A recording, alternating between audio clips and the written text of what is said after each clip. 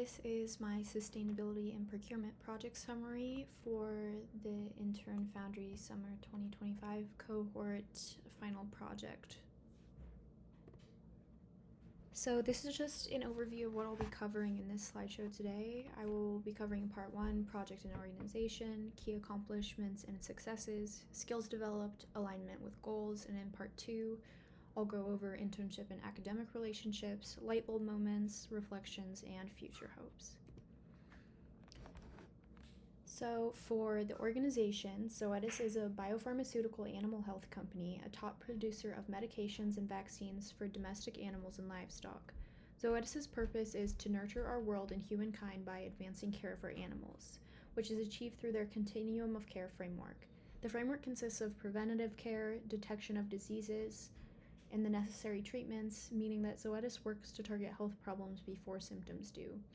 Zoetis also has many global locations. This includes in the US, where the company was founded, Europe, there is 1 location in China, there's 2 locations in Australia, and 1 in New Zealand. The company was originally a division of Pfizer, which was started in 1952, and the company became independent of Pfizer in 2013, becoming Zoetis. The goal of this internship is to reduce environmental impacts while maintaining quality and regulatory compliance in procurement of direct materials. This will include evaluation of packaging, lab materials, chemical supply, etc. To create tangible impact, research will be condensed into actionable formats for future use in sustainability initiatives. My main tasks included reporting findings verbally and written, creating usable ranking systems across many categories, and summarizing additional options for sustainability measures. Key accomplishments and successes. During the internship, I created a variety of materials for Zoetis's sustainable procurement goals. These materials included a tiered organizational level sustainability opportunities graphic, so that was just an image I created on Canva, a procurement team action plan, scorecard template and ranking of top 10 suppliers, a heat map, sustainability summaries of top 25 suppliers by spend, and my ranking of the top 10 suppliers was also by spend, sustainable procurement hub, and a compiled procurement summary and presentation. I am particularly proud of the project summary as there is immense detail that describes the usage and limitations of all the materials. The summary helps to bring together all the individual pieces that make up the efforts and resources needed for sustainability. Prior to writing the summary, I felt as though all the projects I had completed didn't work very well together or amount to anything important, but I was able to step back and realize that I've developed a meaningful body of work. Skills developed and tangible examples. The most notable skills I've developed through this experience are project management, communication in the workplace, and how to navigate corporate sustainability in the biopharma industry. Regarding project management, I've never had to guide an entire work-related project with a deadline on my own. Any projects I've had to manage with deadlines were for school. Because there wasn't anything specific, I had to keep myself on track. I relied on the month-by-month guidelines I created with my presentation from training week for the Intern Foundry program. Those loose deadlines I created allowed me to keep myself accountable. Around every 2 weeks, I evaluated my progress and what I needed to accomplish to complete the whole project. Communication in the workplace was the biggest hurdle for me.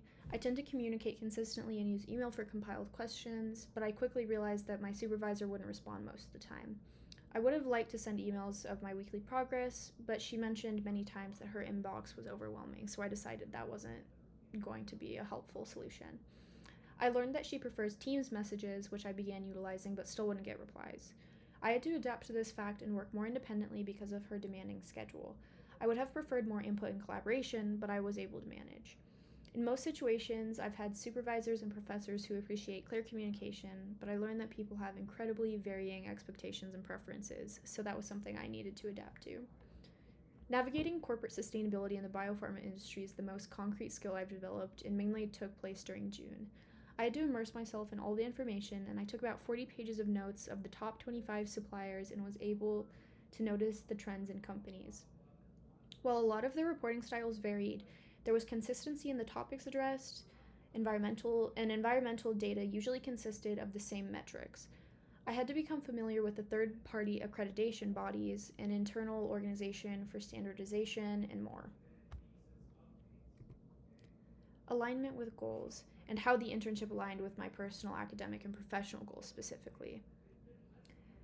As I came into the internship, I mentioned that I wanted to narrow down the options of what I'd like to minor in. I knew I was interested in sustainability, but I wanted to explore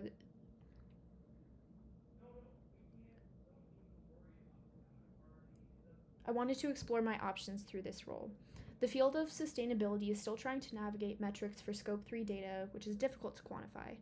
I saw there was a great need for professionals with experience in statistical data analysis, and I find it very meaningful to reduce environmental footprint with data to guide strategic decision making.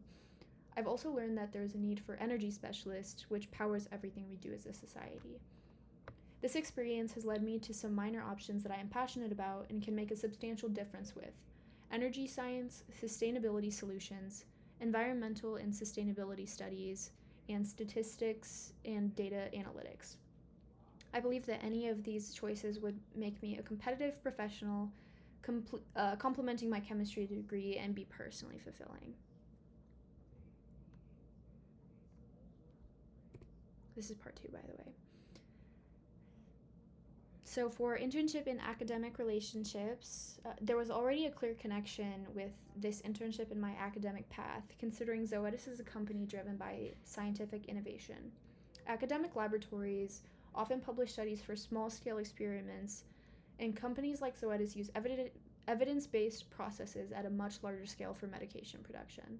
During my orientation with the company, I also met 5 UNL graduates who just finished degrees in biochemistry, microbiology, biology, and animal science. Most of my knowledge from coursework wasn't applicable to this internship. I had to learn about global trade laws, importing and exporting, global regulations for packaging, etc. However, the knowledge I've gained from this experience will be applicable to my courses and research.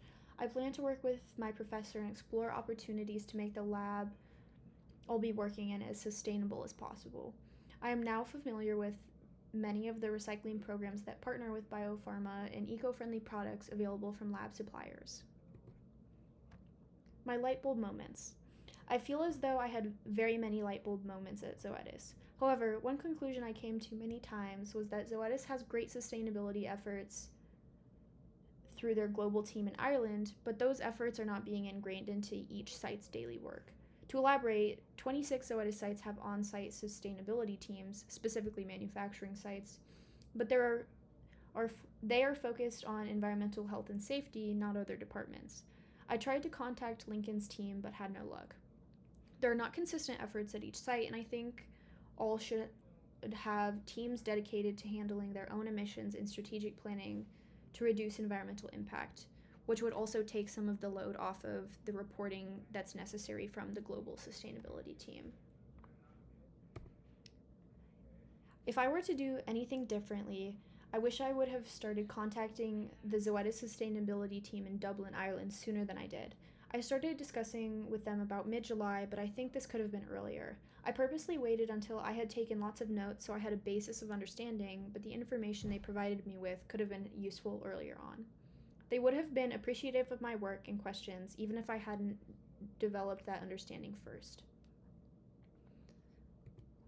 And lastly, future hopes. I think the IF program is doing incredible work, and I hope there are future cohorts that focus on STEM-related topics. As a STEM student, it can be overwhelming to find companies that are genuinely interested in interns, and applying to the IF program made that a much more streamlined process for me. I believe previous cohorts have been related to nonprofit and law work, so I loved this new venture from the program. For Zoetis specifically, I would like to see other departments partner with the IF program. Procurement is a great intersection between business, supply chain, and science, but their work is incredibly demanding and difficult for the supervisor to delegate time for collaboration with an intern. Other departments may have more availability to prioritize an intern, such as quality and regulatory affairs.